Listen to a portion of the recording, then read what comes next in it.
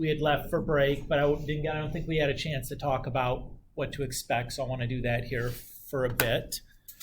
So our chapter, or test 6, I guess, is going to cover topics from 5.5, 6.1, 6.2, 6.3, the miscellaneous volume problems that we kind of talked about, 7.1 and 7.8. So the first part, the no calculator part, you're just going to have 7 integrals, some definite, some indefinite. 3 of them will be just like normal U sub problems like you would have seen in 5.5. Expect to see like single and double substitutions. Remember how sometimes you do the substitution, there's still x's left over and you have to like rearrange to do a second U sub. You'll have 3 rational function U sub problems like we saw in 7.4. We'll do some more 7.4 today because I know I ripped through that in like 15 minutes. But you should expect to see polynomial division, partial fraction decomposition, and inverse trig substitution as your 3 U sub cases. And then 1 improper integral problem, and we'll talk about improper integrals today. Part 2, the calculator section, has also 7 questions. All the questions I'm going to ask you to draw a picture, set up the integral, and then use your calculator to do the integral. Okay? That's going to allow us to do more questions because we don't have to worry about like grinding these integrals out by hand. We're just going to use the calculator to take care of it and be done. So make sure you're comfortable doing that. You'll have 3 area between 2 curves problems, like from 6.1. Expect to see things where you have to solve for the bounds of integration, integrate with respect to x or y, depending on the context. And then functions that switch which one is on top and on bottom over the period of, that you're going to be integrating, and how to, or switch which one is on the left or right if you're integrating with respect to y. You guys remember having to do that? You have to figure out where they switch and then switch the order of the subtraction, right?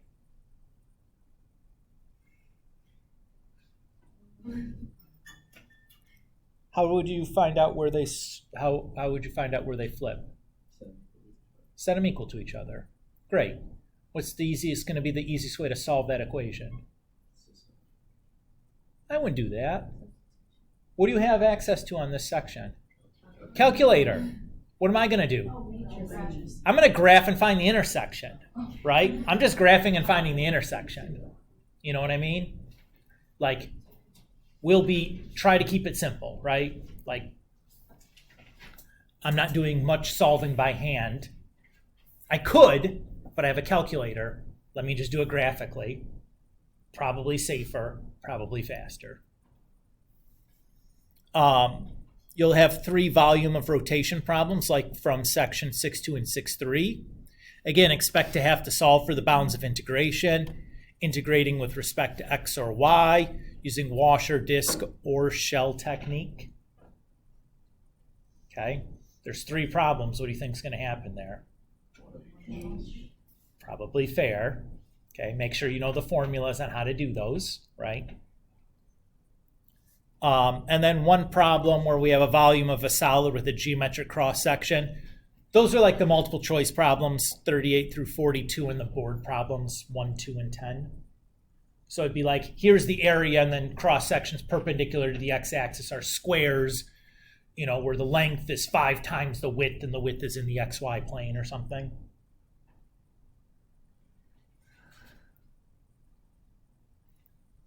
Everybody's okay? Notice what have I not described here? No free response style question and no multiple choice question here. Okay? I don't know if that's good or bad for you, but I wanted to point that out, that this one's going to feel a little bit more like a Mr. Kulik test,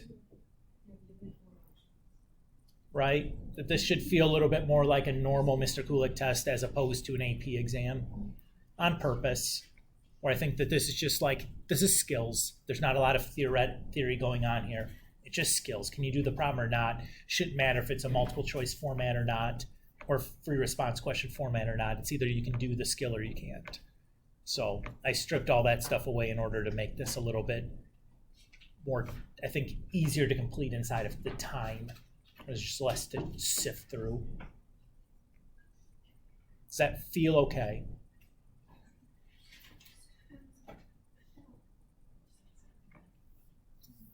Questions or clarifications?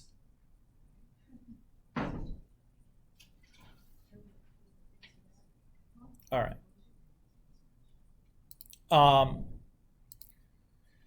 So let's go back and do some more examples of these techniques for integrating a rational function, right?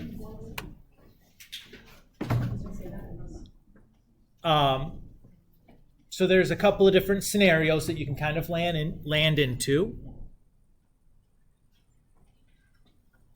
And I'm just going to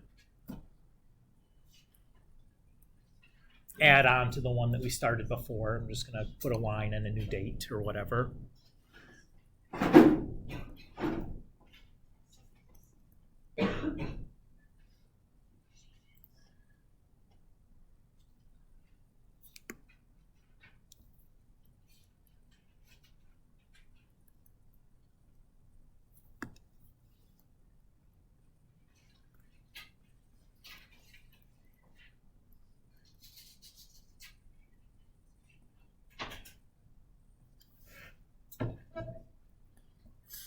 So let's say we have a rational function that looks like this. When I say rational function, remind me, what does that mean again? Nope. Rational function, not rational number. Oh. Just means it's a polynomial over a polynomial, right? So 6 over 2x plus 3, that's a polynomial on top of a polynomial, right? Now for this one, we should recognize that nothing special needs to happen here. This can be just a straight U substitution. How can I recognize that immediately? The degree, right, is Bigger than the degree. No. Yes. it's not bigger, it's that it's specifically 1. Right? If I see a degree 1 polynomial in my denominator and a degree 0 in my numerator, this is just straight U sub. I don't have to do anything special to do the U sub.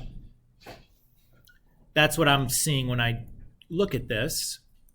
So I'm just let U be the denominator. The derivative then for the denominator should be 2. So my du needs to be 2 dx, right?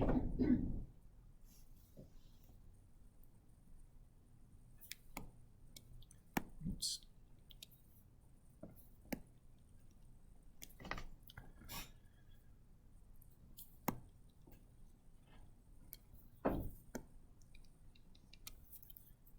So if I do the integral of f prime of x, that's going to be the integral of, how do I write this with the u's in here?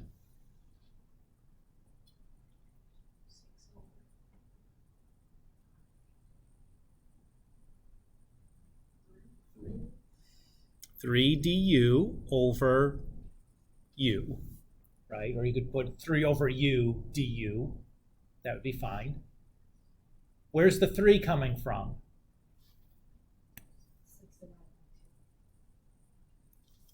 Right?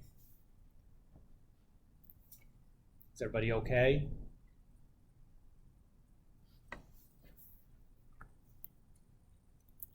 So we can ignore the 3, right? What's the integral of 1 over u?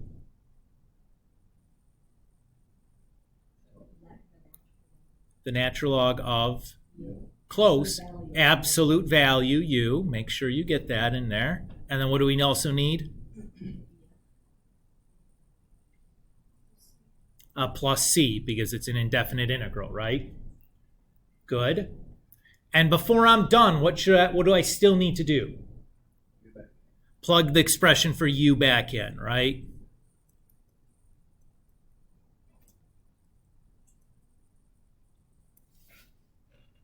Done. Is everybody okay with that? Okay.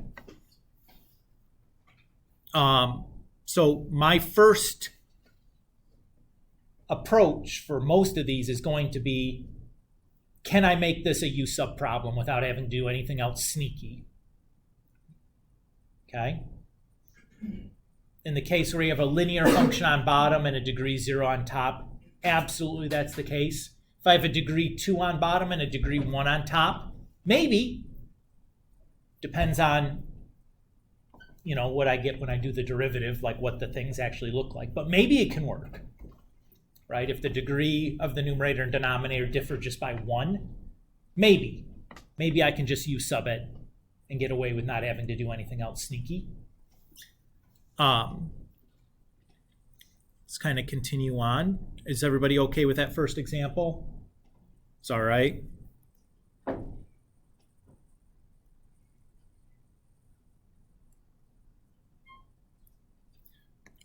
let's not do that.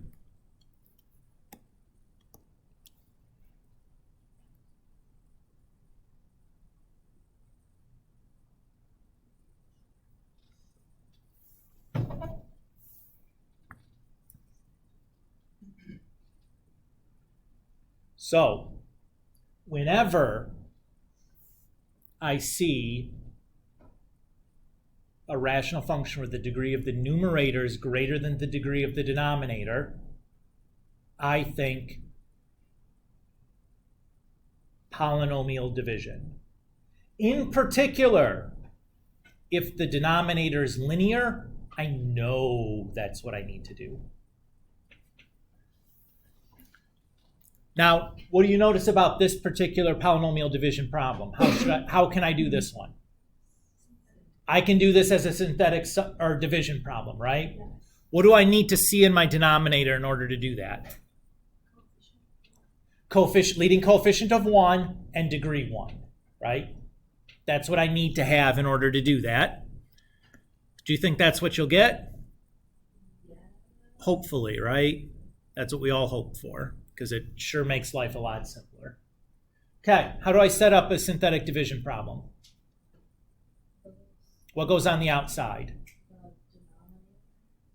What do I write here?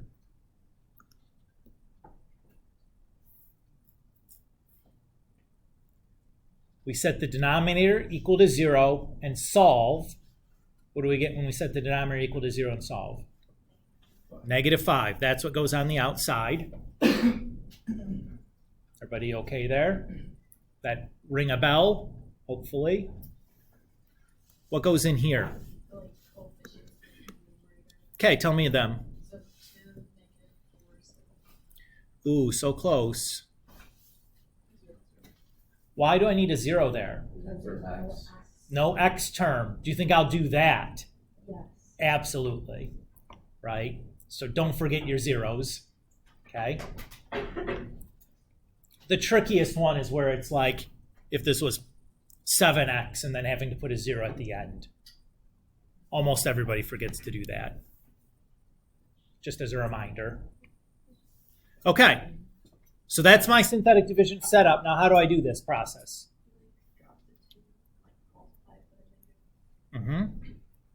And then we add down, right?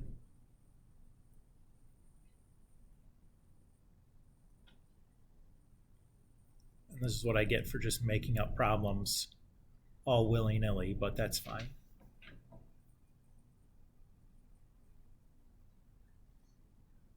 So far, so good. What do these numbers tell me? So this is my x squared coefficient. That's my x coefficient. That's my constant. And that's my remainder, right?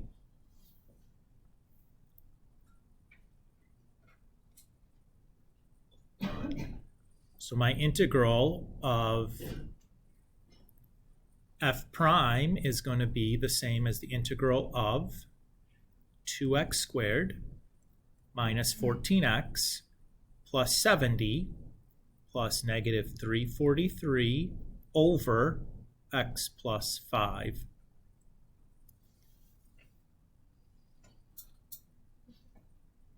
Notice I have not done any integration yet. This is just me getting it into a form where I can now do the integration. Notice what's nice here? That's now an easy u sub problem just like we did in the first one, right? Because I'm going to integrate term by term. Does that feel okay? Am I going too fast through any of this? I'm trying to make sure that I'm being thorough and kind of prompting you guys to think a little bit. Nobody responds to me because it's 7:30 on a Monday. I understand. I'll go ahead and like spill the beans. But all right. So integrating term by term, what's the integral of 2x squared?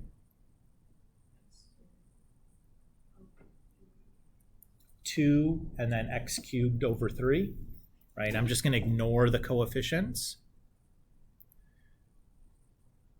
You guys remember doing this? Should be pretty good at using that power rule for integration. Now, here, to integrate this last piece, I now need to do a u sub, right?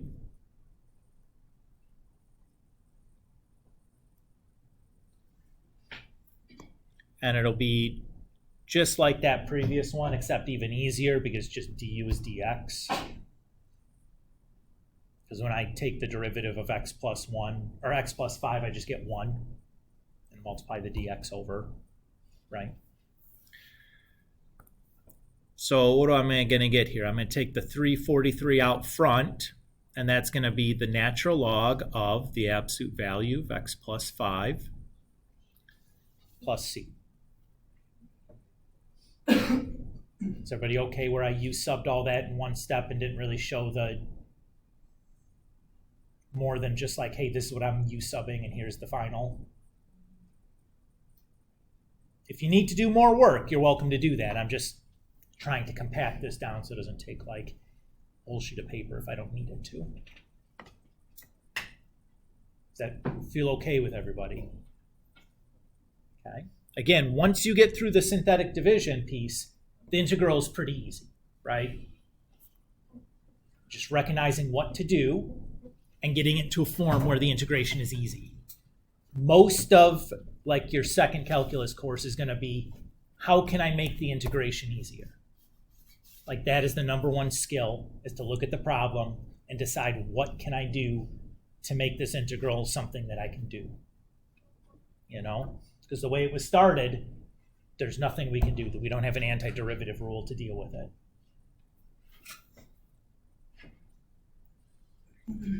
Okay. Let's look at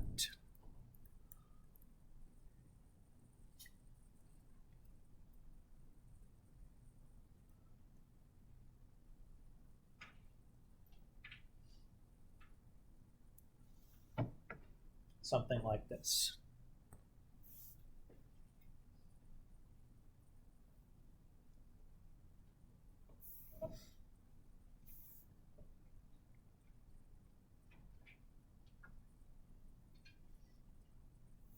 Now, you might want to try a u sub at the start, right?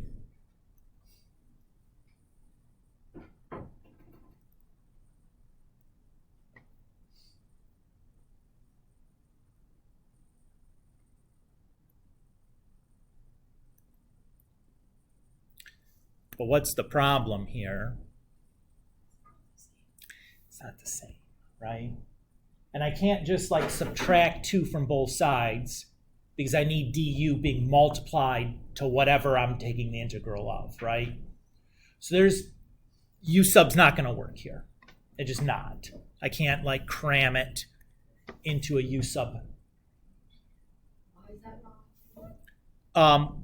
Well, if I look at the pieces that are left over, right? I have 2x plus 3 dx. In the problem, I have 2x plus 1. You might think, oh, we'll just subtract 2 from both sides and do something like this. That's not going to work because now I have the du not connected to the minus 2, right? It has to be times, right? I have to have du times minus 2, not du minus 2. Does that? Yeah. So that's the issue. Is it just not, I can't cram it, like I can't make it fit. So what do I notice here? Well, let's look at the denominator. That's factorable, right? If I run into a situation like this, it's either going to be a trig substitution or a partial fraction decomposition. If I can factor, I want to do the partial fraction decomposition. Okay? So how do I factor x squared plus 3x plus 2? X plus 1 and x plus 2. All right. So to do the partial fraction decomposition, I'm going to have something over x plus 1 plus something over x plus 2, and that has to give us 2x plus 1 over x plus 1 times x plus 2. Everybody okay with the equation that I've written here?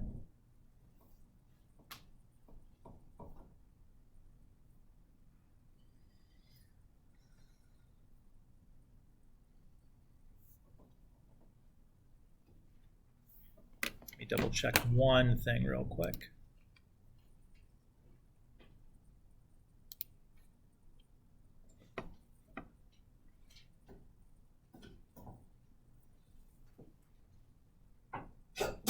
Bless you.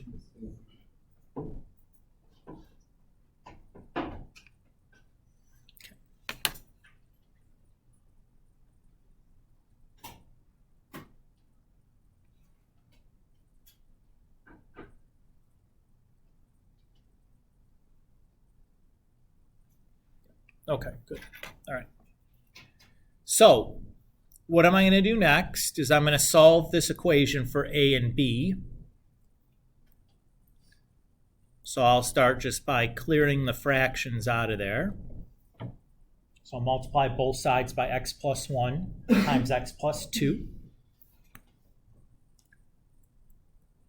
When I multiply that to the first fraction, the x plus 1s are going to cancel, and I'm left with a times x plus 2. When I multiply it to the second fraction, the x plus 2s are going to cancel, and I'll have b times x plus 1.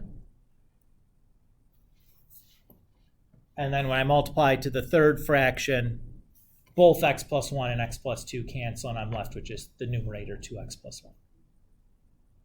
Everybody feel okay so far? Okay. Next thing I do is I distribute through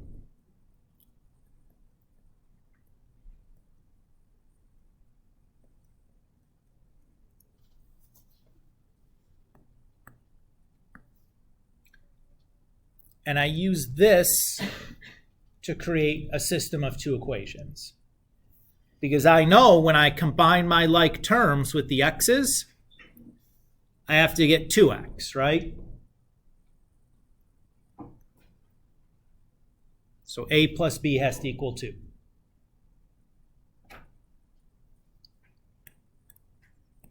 And then when I combine my like terms with the constants, I have to get 1.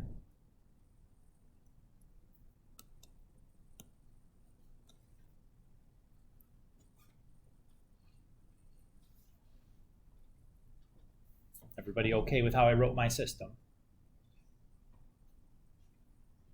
To solve this on the test, since this will be in the no calculator section, we're going to use either, this is in the no calculator section though. Yeah, substitution or elimination, either would be appropriate here. I like elimination better myself.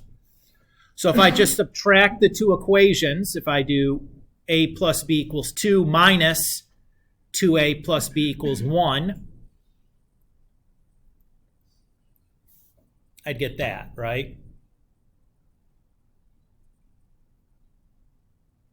Is everybody okay there?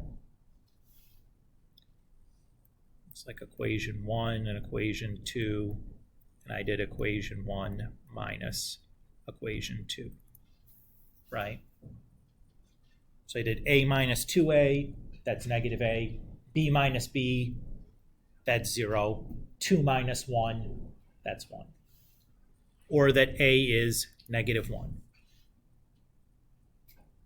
Everybody agree with that? If a is negative 1, what does b have to be then? 3. Very good. Everybody's good? This is what I need to continue, because now I can say that that integral of f prime dx is the same as the integral of negative 1 over x plus 1 plus 3 over x plus 2 dx. Just double check that I put those in the right spot. Yeah. So again, you have to make sure that like a is over x plus 1 and like b is over x plus 2. Whatever you set it up in the beginning. And it doesn't matter which one you call a and b, right? As long as you keep track of everything, you'll end up with the same expression, possibly, you know, like whatever, but it'll still end up the same thing over the same thing. And now, this is easy to integrate, right? I can do a u sub on the first one.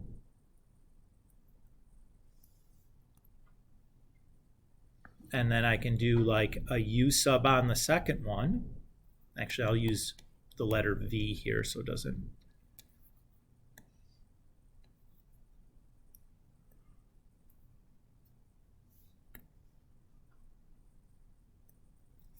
So when I integrate negative 1 over x plus 1, what do I get?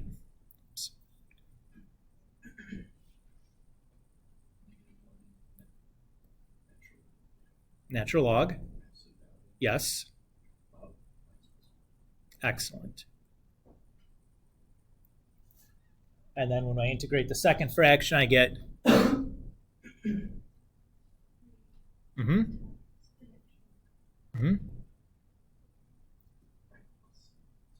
x plus 2. And then what else do I still need here? Plus c. Did I forget the plus c on the last one? No, good. I put it on there. Beck. You really have to use up that one, or you can just see it, right? I'm just writing it down so that it's like I'm technically doing a u sub here, but it's like the easiest u sub you've ever used sub, so it's not like, and it's going to be that kind of same kind of u subs over and over again, okay. Right? Like you end up, the point of the partial fraction decomposition is you'll end up with linear denominators, which you can u sub really easily, right? Worst case scenario, you might have a constant in your u sub like we did on that very first example, but like not so bad. Does everybody feel okay here with seeing this again, right? Again, the process is maybe time consuming, it's long, but it's not terribly difficult, right? Once you have the idea. Does it take a little bit of practice to get the hang of? Sure, but they're like all the same, which is lovely, right? I like it when it's basically the same problem over and over and over again, where nothing weird is going to be happening. Nothing weird will happen to you. Won't get any more complicated really than this. Okay. Everybody good?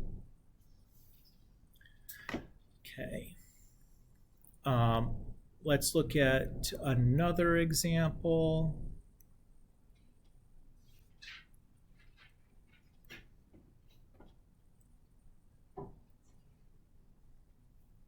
Let's see that.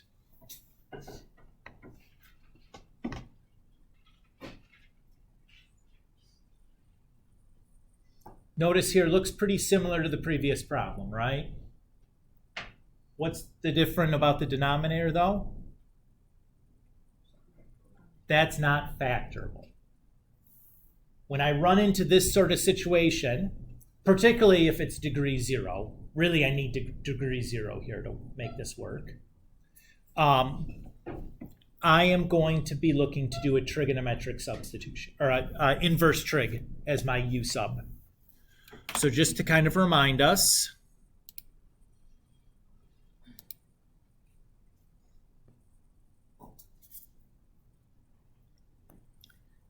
this is probably the boy that I'm going to be looking to use every single time. Okay, that's my friend. That's what I'm going to be looking to do. So what I'm going to want here is I'm going to want to do a completing the square on that denominator.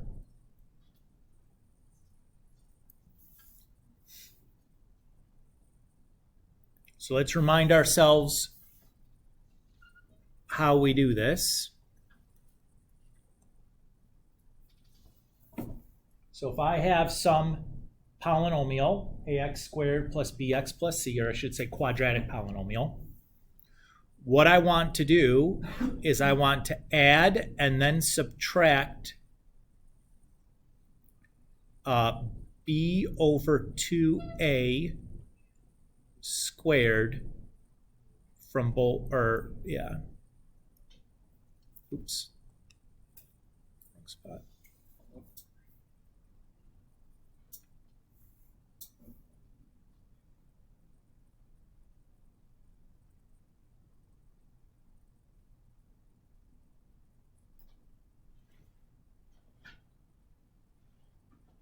Okay.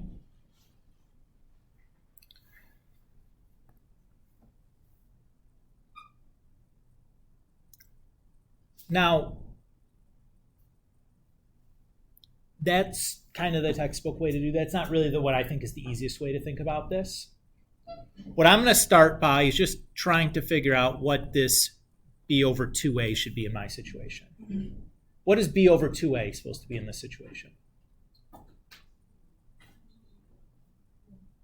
1, right? 2 divided by 2 times 1 is just 1. So what I'm going to do is I'm going to take this and just break that apart so that I have the 1 that I want and then all the leftovers. Is everybody okay there?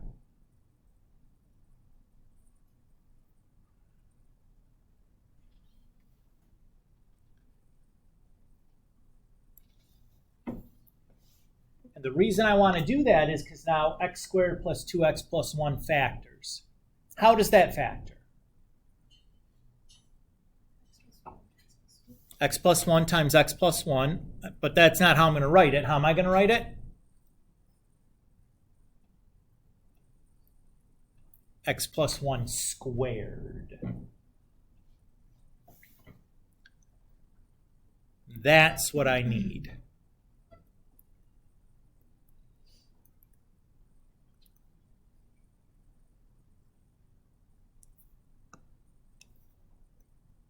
Take that negative 7 out front.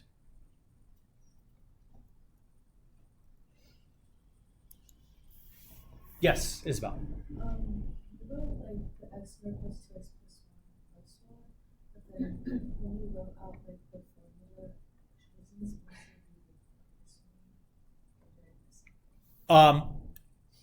be So I wrote the formula and I'm like, that's the textbook formula, right? That's not the way I like to do it. What I like to do is just figure out what that b over 2a is, and then take my n piece, split off that b over 2a squared piece, and then all the rest of the stuff. Because it accomplishes the same thing. What I want is to have that part, which is my perfect square, and then this other stuff just kind of gets stuck together at the end, right? Or I can just take what I have and break off the piece that I need from the end, which is what I did. Katie? What did you use the b over 2a? What did I need it for? Yeah, you just bring Ignore it then. This is confusing everyone. that was the textbook definition of completing the square. I thought that would help kind of jog our memories. It's not doing that. Let's forget it. Okay. So this piece needs to be b over 2a squared. And then whatever else is left over is just the leftovers. Everybody's okay with that? That's probably easier for everybody. Yes? That's the way I'd like to do it. I think it makes the arithmetic simpler. All right, so we're here. Now we can make our u sub. Everybody see that? So this is just going to turn into -7 tan inverse of u, but in our case the u is x plus 1 plus c.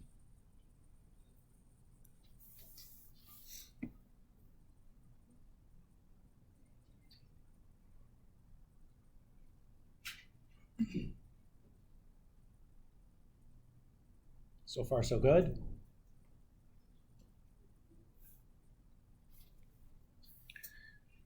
All right, let's do another one of these. I think this can be the most challenging of the three types because it takes a little bit of... There can be some weird algebra fractional stuff that can happen. I'm going to show you that in this next one that I think oftentimes gets everybody's hackles up.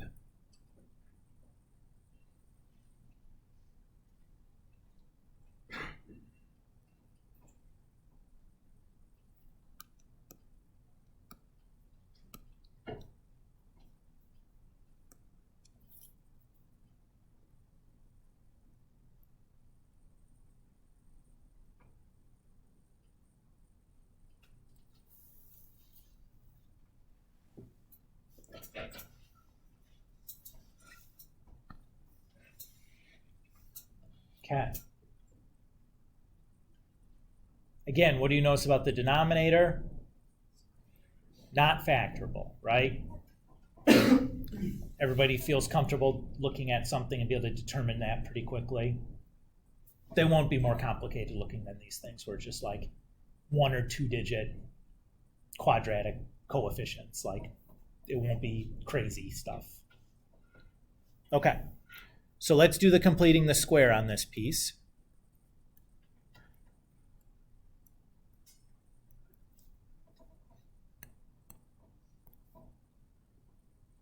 What do I need to complete the square for x squared minus 4x?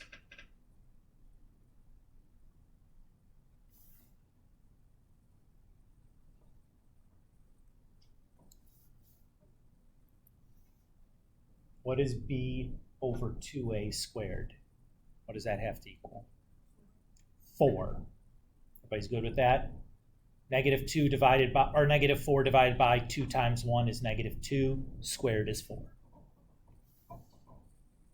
So I'm going to break that 8 off into a +4 and then +4 again.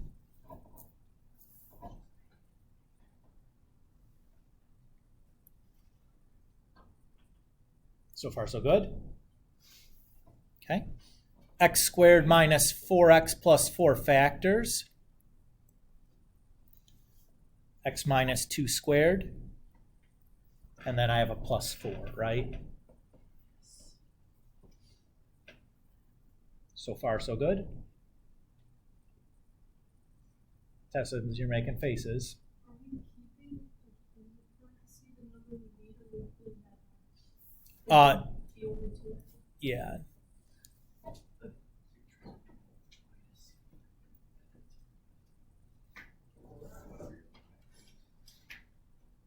Multiply to C, add to A. Yes.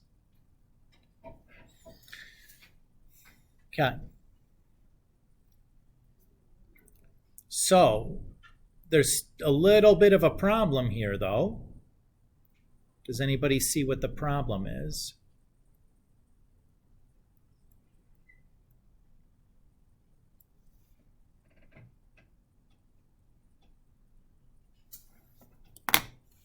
Let's remind us what's the shortcut we're supposed to be using here to do this substitution. Needs to be a +1. What do I have down there right now? +4. Okay. How am I going to solve that issue?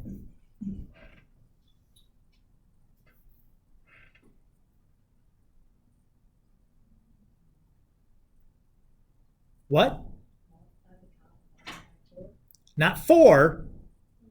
1/4. Yeah, let's do that.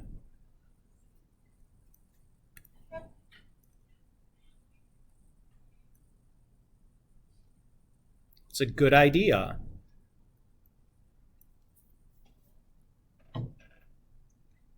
Now that got us the +1 that we needed, but we have something else in turn that's kind of getting in the way now, right? What's getting in the way now? Yeah, that 1/4 there. But what do you notice is, what we need to notice about 1/4 is, I can write that as something squared, right? What is 1/4 squared? 1/2 squared, right?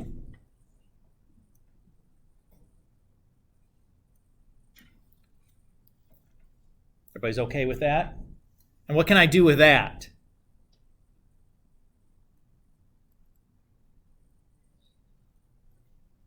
Since they're both squareds, I can multiply them together. And now we're going to be good to go.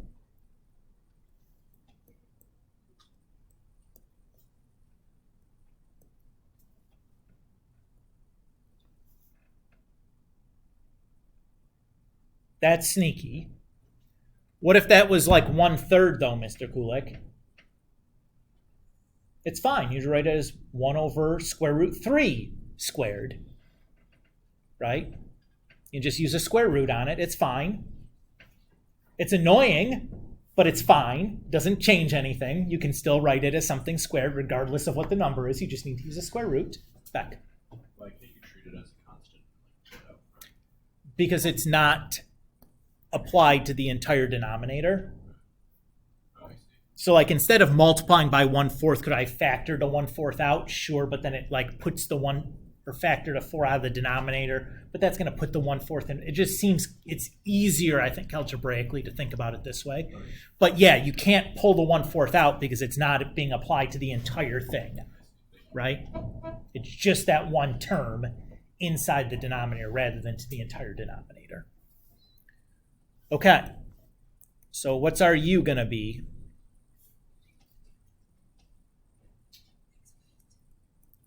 Over 2, right? So what's du got to be?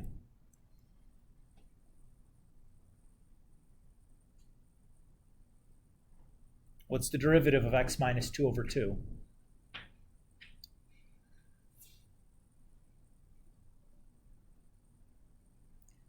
Guys. Well, does it help if you think about it as this? Would that help? So what's the derivative? 1/2, right? And then we'll just multiply the dx over. Is that, you're okay? Okay.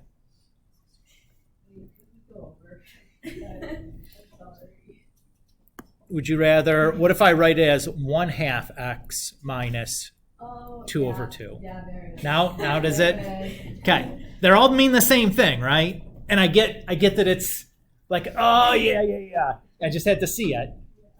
But these are like the simple algebraic tricks that like make a problem that was like, well, do I do some kind of quotient rule to differentiate this into like, oh, this is trivial, right?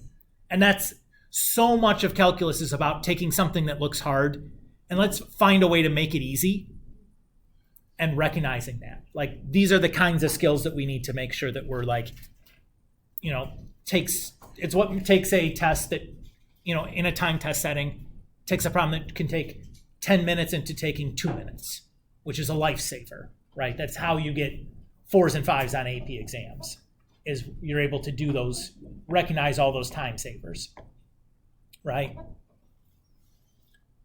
Anyways, so I have to multiply both sides by 2 because I don't have a 1/2 dx. I just have a regular dx in my problem.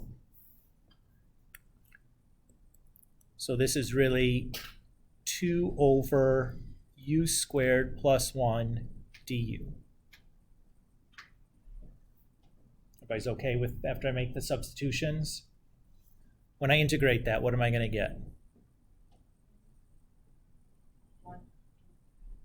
I get 2 tan inverse of x minus 2 over 2 plus c.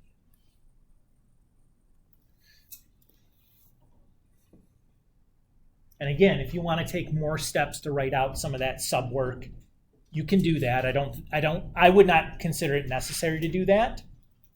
Katie. Why does it change from here? Because I made the u sub substitution. Yep. Because I changed the variable from x to u. Does this feel okay? That's probably the trickiest that things will get. Rita. We have to do it with like a long division, like not synthetic. It's not my intention to do that. In a time test, that just seems rude. It's 2.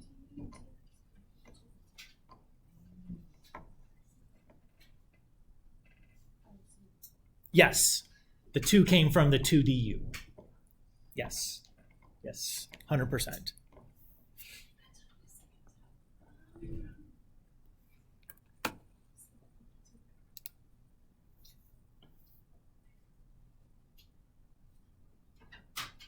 Okay.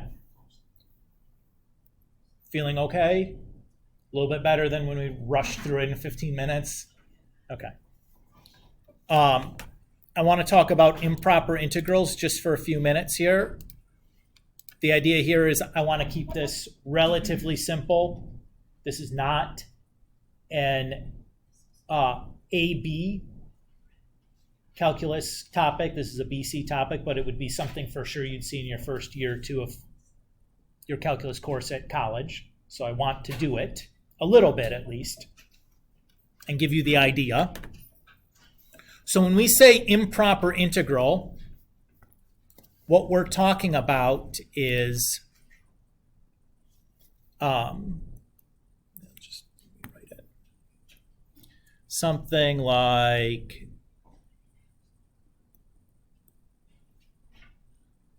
this.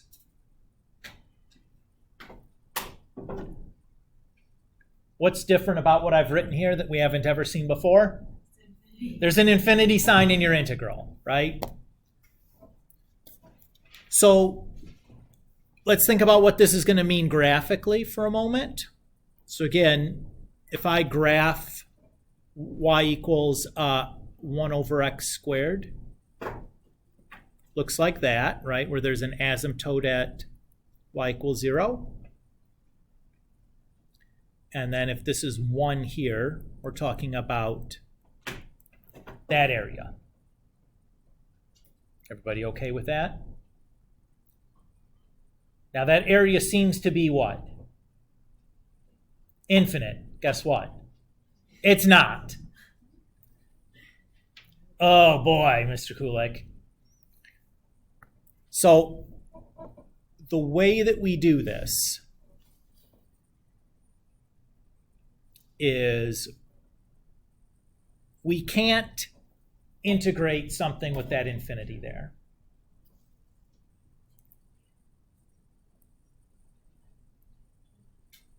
So we're going to introduce a dummy variable or a new parameter. I'm going to call that t.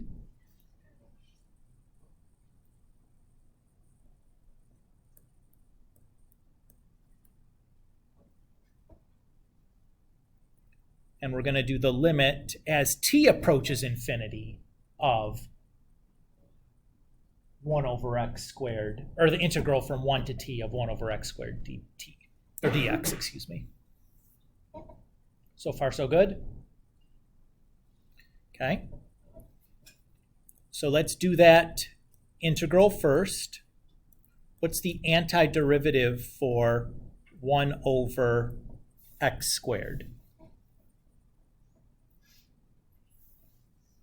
Would it help it if we wrote it as x to the negative 2? Okay. Should be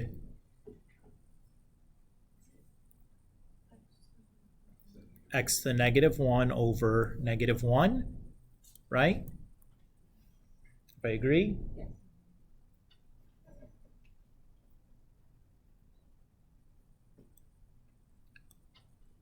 So now let's do our definite integral.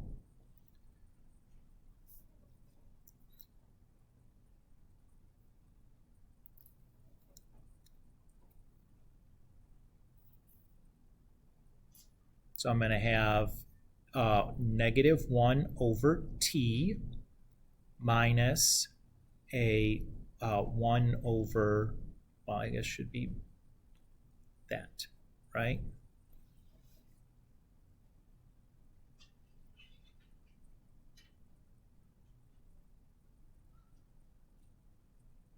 So far, so good. Isabel?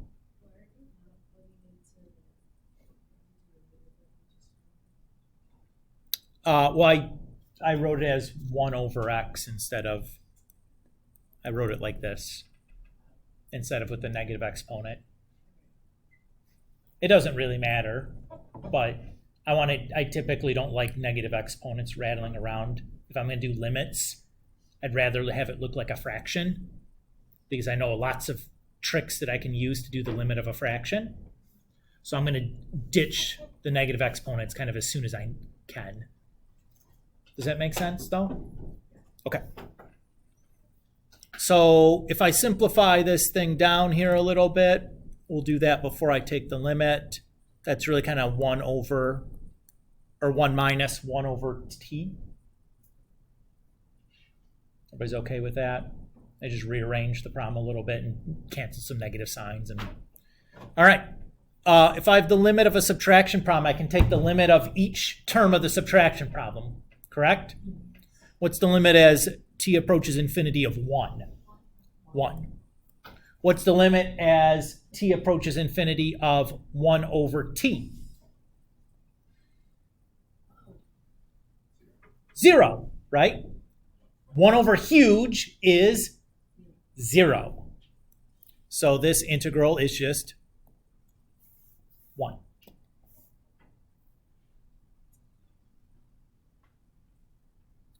Is everybody okay with the idea? Every improper integral we do is going to be turn it into a limit problem, do the definite integral, evaluate the limit. It all kind of looks like that. Now, when we say that our answer is a finite number, we say this integral converges. If that integral is equal to an infinite value, we say it diverges. It doesn't matter if it's positive or negative infinity. So that's just some terminology. Let's do another example, yes? Yeah. Again, not a terribly difficult process, but like it has some steps. We need a little practice on this.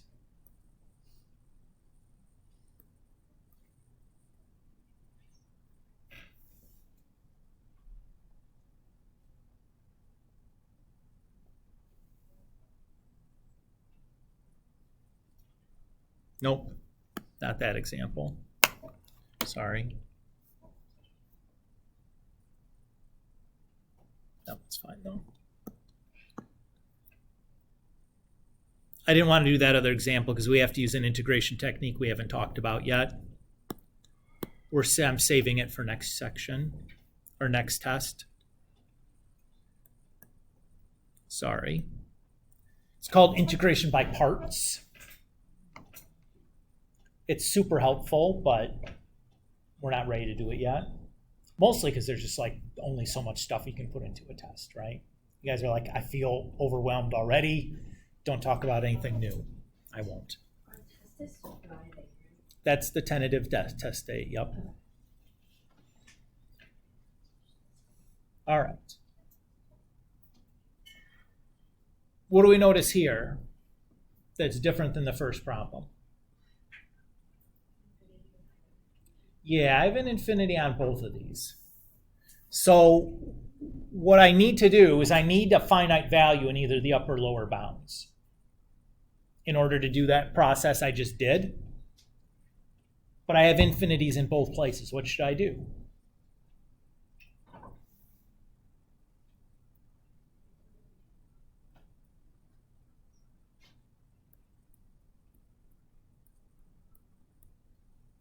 What if I just break that integral into two chunks?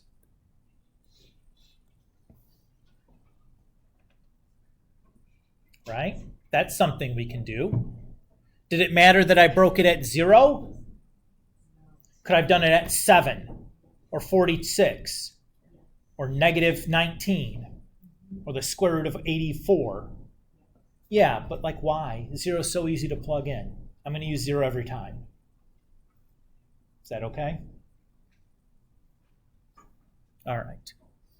So now we can change these into limit problems.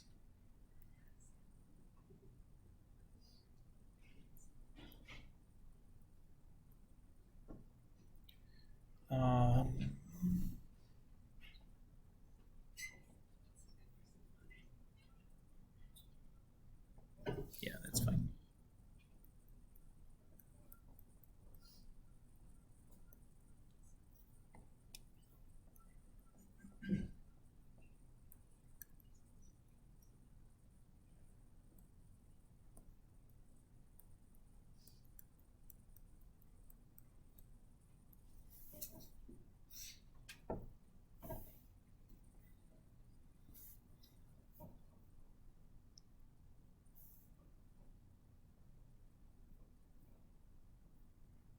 Everybody feel okay with how I broke that apart?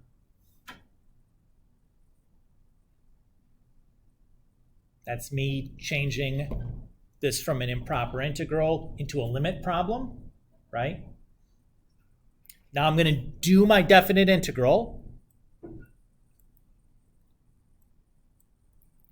So what is the antiderivative of 1 over 1 plus x squared?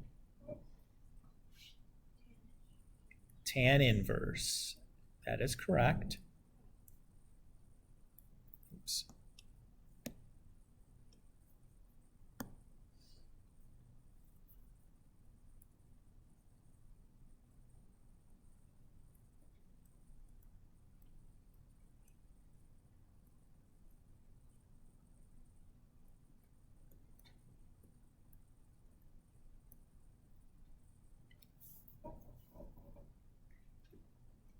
Now let's do our definite.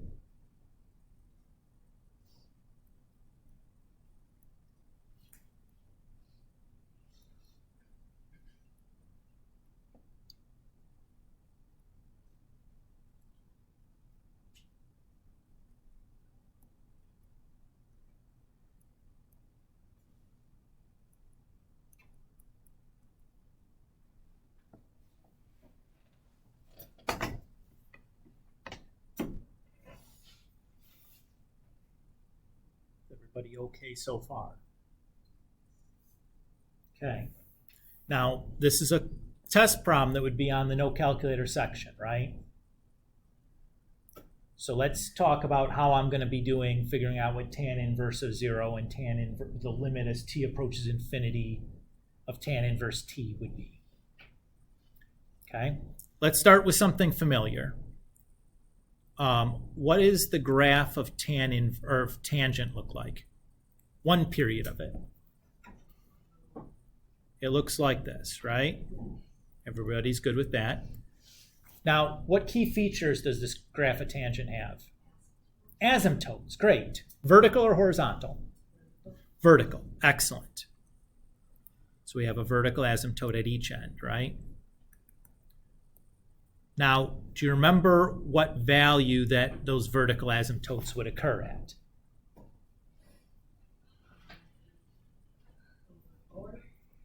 Well, let's think about it this way. Tangent is, in terms of sine and cosine, sine over cosine. So tangent should have vertical asymptote when which one is 0? The denominator, when cosine is 0, right? Everybody agree? When is cosine equal to 0? Pi over 2 and 3 pi over 2. So let's do, if I subtract, like it's happening every pi, right? 0. Everybody agree? So if I'm going backwards another pi, it just, from pi over 2, it's negative pi over 2, right? Everybody agree? So this is tangent. Now, when I make an inverse, how do we make an inverse of a function? You swap the x and y coordinates, right? Everybody agree? So those asymptotes, x equals negative pi over 2 and x equals pi over 2 are going to go from vertical asymptotes into horizontal asymptotes. Y equals negative pi over 2 and y equals positive pi over 2.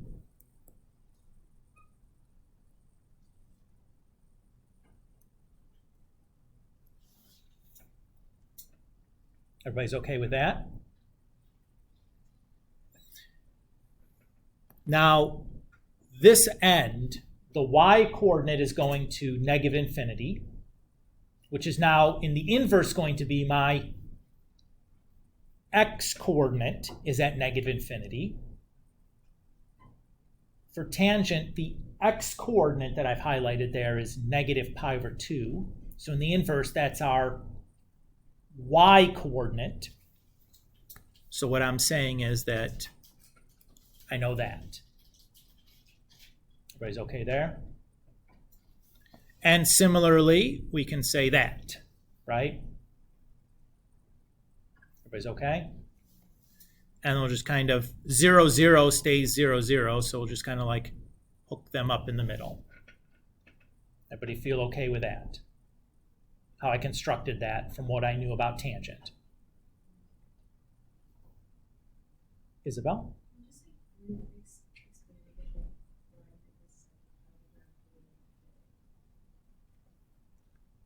So if I look at this piece, this is like the point pi over 2 comma negative infinity, right? So over here, that point would become negative infinity comma negative pi over 2.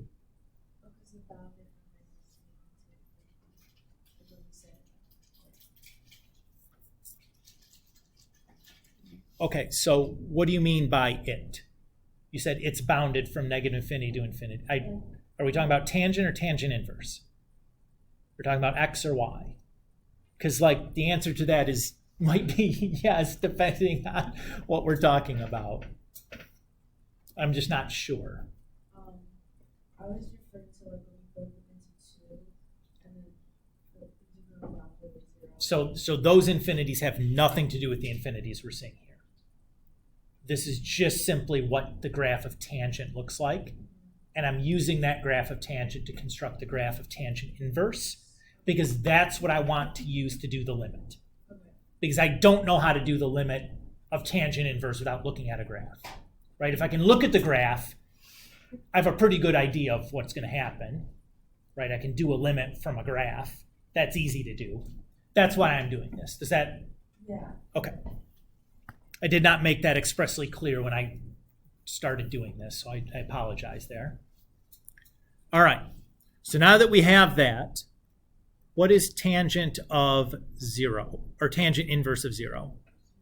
0.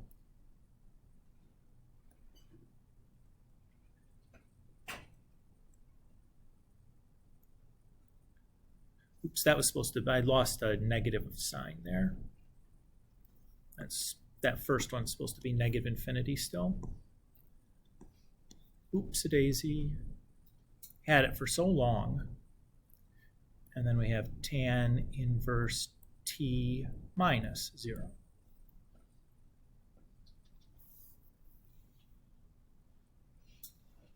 So far, so good. What's the limit as t approaches negative infinity of 0?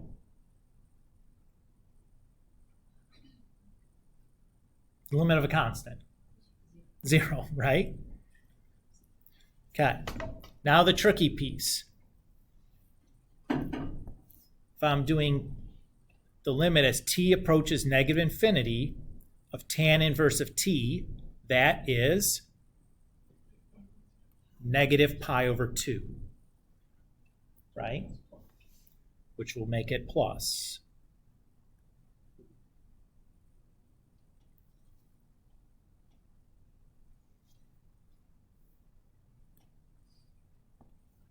And now if I look at the limit as t approaches positive infinity of tan inverse t, that is pi over 2. So this ends up being pi. The hardest part here was the limit, right? Getting the graph so we could do the limit, right? The only reason we needed the graph was so we could do the limit. Because I don't know about you, but I can't look at tangent inverse and go, oh, that limit's going to be this. I needed the picture. Does that feel okay with what I did there, though, to do that?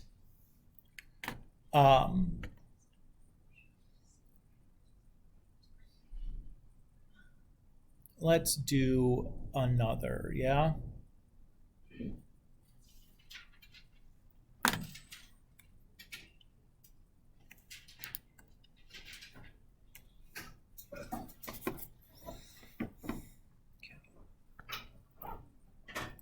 And this will probably be our last one. That sound okay to you guys?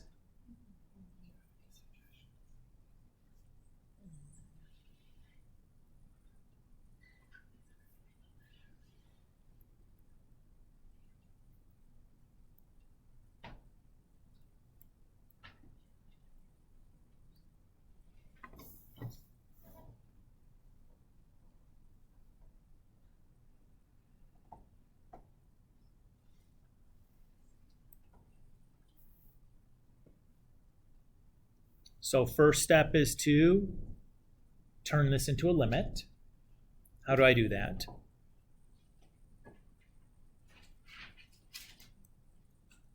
Limit as t approaches infinity of the integral of 0 to t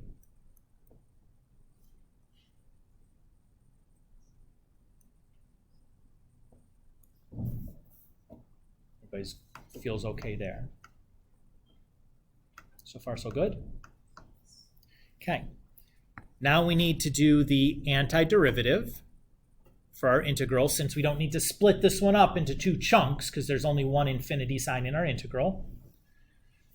How do I do the antiderivative of this? I need to do a u substitution. Excellent. What should my u be?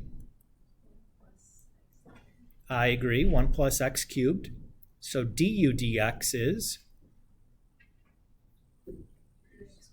3x squared. And I see I have x squared dx, but I don't have a 3, right? So what do? Just divide it over, right? Does everybody feel okay with what I've done there?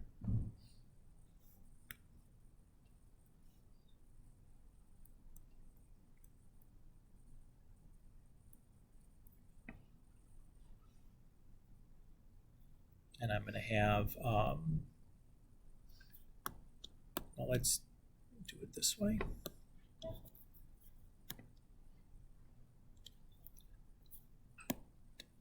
guess I could have just done that. Take the 1/3 all the way out.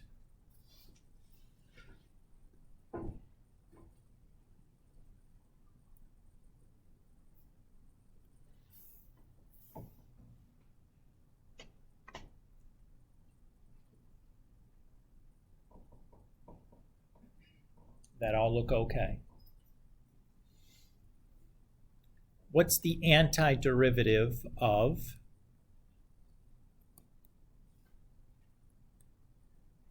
1 over square root u?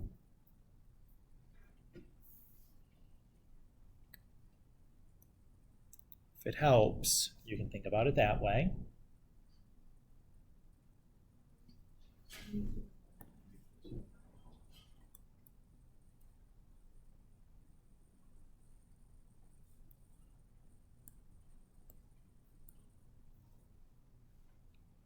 Does that feel good to everybody? Okay. So now let's do the definite integral. I'm going to suck that 1 over 1/2. I'm going to think about that as a 2 and pull it all the way out front with the other stuff.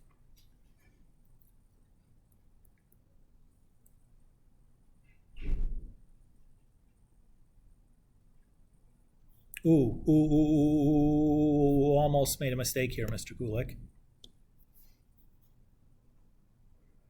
Yeah, I got to plug that stuff back in. I don't think it'll make much of a difference in this case, but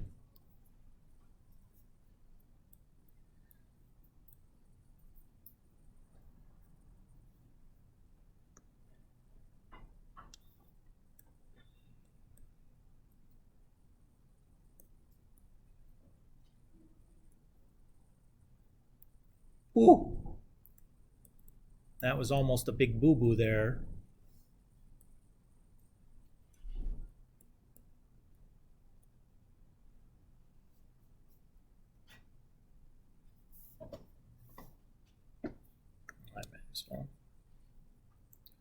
We're showing oodles of work here. So I do my definite integral.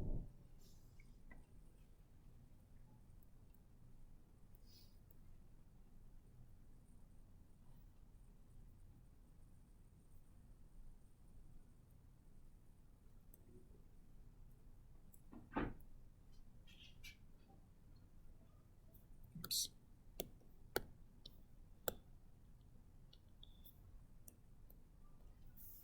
Okay. Everybody's so far so good. All right. What is the limit as t approaches infinity of 1 plus, or the square root of 1 plus t cubed?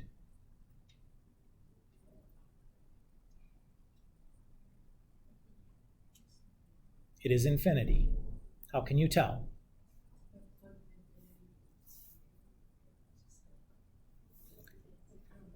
Here's my explanation for you. This is what I would say. I know that this has to be increasing greater than t to the first, right? Why is that? Because the 1, if the 1 doesn't really matter, that's t to the 3 over 2, right? Everybody agree? What's this limit as it goes to infinity? Infinity, right? If it's just t. So something that's increasing faster than t, well, that certainly has to be going to infinity also then, right? Does that feel okay?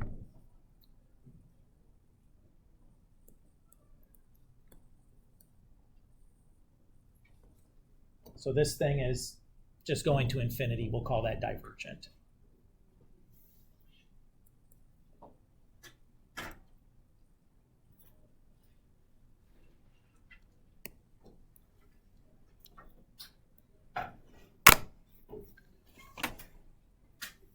All right. Let me look at this real quick.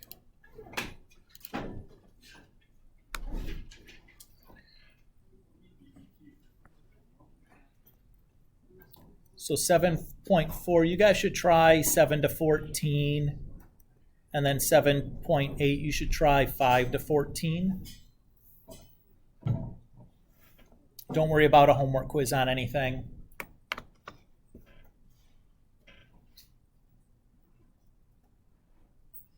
I tried to keep the number of problems pretty light here. There's not much theoretical that I want you to worry about. These are all just going to be like do the integral. So it should be very symbol pushy, which feels like more in your wheelhouse than the theoretical piece, for the majority of us anyways.